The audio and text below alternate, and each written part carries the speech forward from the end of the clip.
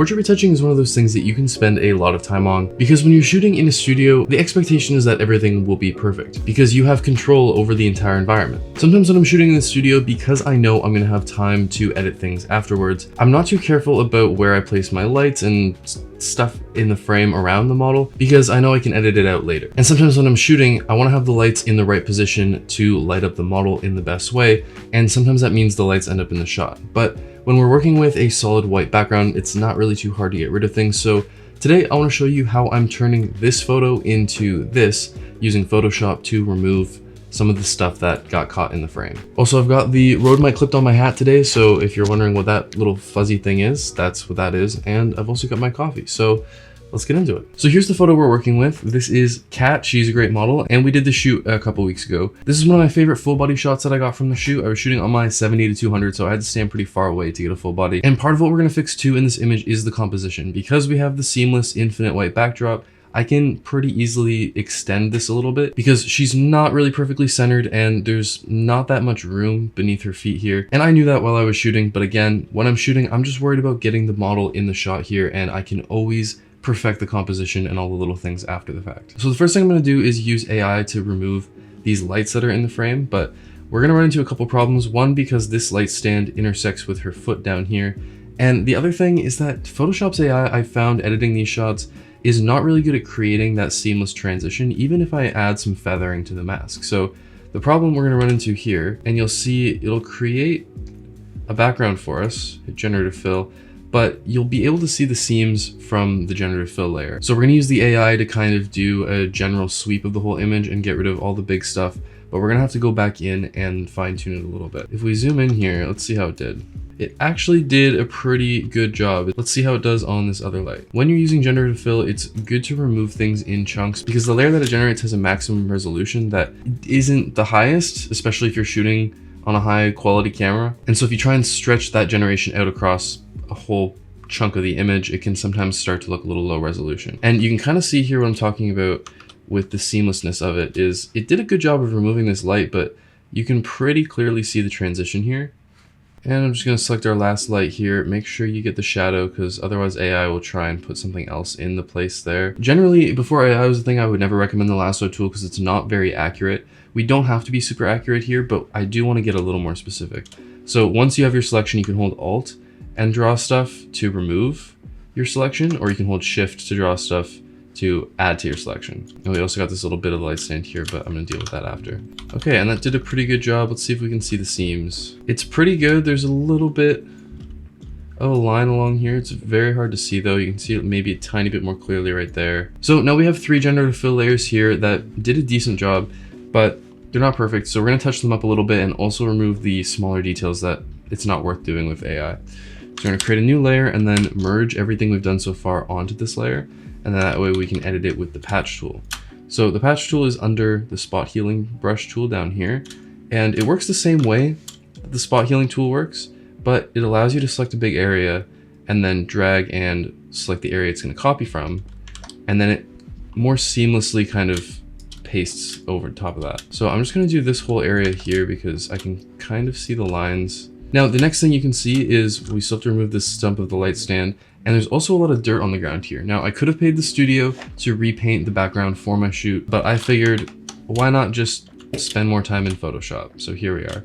I'm gonna continue to use the patch tool for this, where I'm just gonna select an area and just drag to a clean area. You gotta be careful with this, because if you go over, if I get some of like her leg in there and then put it over, it tries to blend with the leg and it doesn't look good. So just be careful with your selections that you're only getting the background.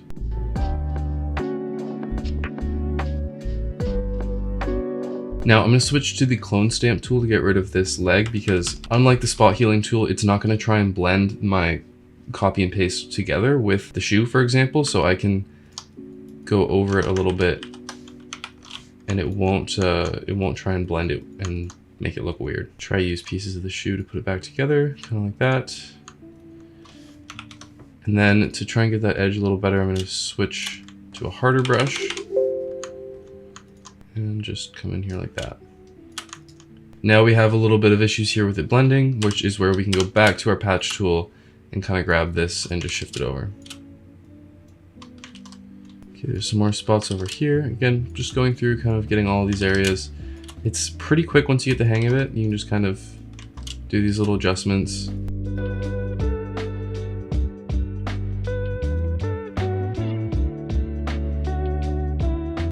Now, depending on how textured your background is, you can actually use the paintbrush tool to just brush in a color. Like you could take your brush tool here, sample the color in here, and then just paint in. It might work. The problem is you have zero texture in there. Because this area is sectioned off, I might be able to get away with it. You know, I'm gonna put that on its own layer, and then I'm just gonna lower the opacity a bit so that we still get a little bit of texture coming through there, but it doesn't look as dirty anymore. And back to our patch tool for the rest of this stuff.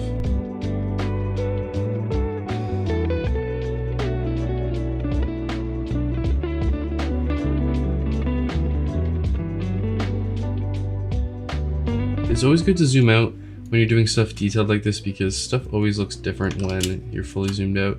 And you can kind of see, sometimes it's actually easier to spot little mistakes. So that's pretty good. It's not perfect, but when you're looking at it fully zoomed out, it's a lot better and you can't really tell. So now I'm gonna take this piece of tape and do generative fill on that. The reason I didn't do that first is because I didn't want it to copy the dirty surrounding area. I wanted the surrounding area to look clean first before I did the generative fill, and that way, hopefully when it creates the new layer, it's not gonna have any dirt or specks to it. Okay, and that is looking pretty good for the floor. Now there are a couple other little imperfections here. I'll just get rid of real quick. And then that's pretty much it for the background fixing. So I didn't keep my layers super organized here, so I'm just gonna put them in a group and call this background touch-up. Now we're gonna create a new layer, and this is gonna be our model's touch-up layer. Our model is far away from the camera, so we're not getting a ton of the imperfections. Like if there is imperfections, they're not gonna be as obvious. Because of that, I'm not gonna do a whole frequency separation thing. This one's gonna be pretty easy. I'm just gonna go in here with the spot healing brush tool, and I'm just going to touch up the couple little things I can see, which is not much. And then same with her outfit. If there was like any lint or anything obvious, I would remove that, but it looks pretty good. So we can consider this photo touched up. That was relatively quick. Now, the one thing I still want to do is fix my composition a little bit because it's a little bit tight in for a full body shot. I want to kind of see, I want to give her a little room to breathe. We're going to expand and use Photoshop's generative expand tool. I'm gonna go out a bit like this and just move her over a little bit. I think that's gonna be pretty centered there. So we're not gonna put any prompt, we're just gonna hit generate, and this area that I just expanded is just gonna fill in. And Photoshop did a good job of that. I do notice I'm gonna create one more layer here and use the patch tool because I can see a seam here along the edges. So we're just gonna do a quick patch tool job and just go along the edges here, and that'll smooth it out.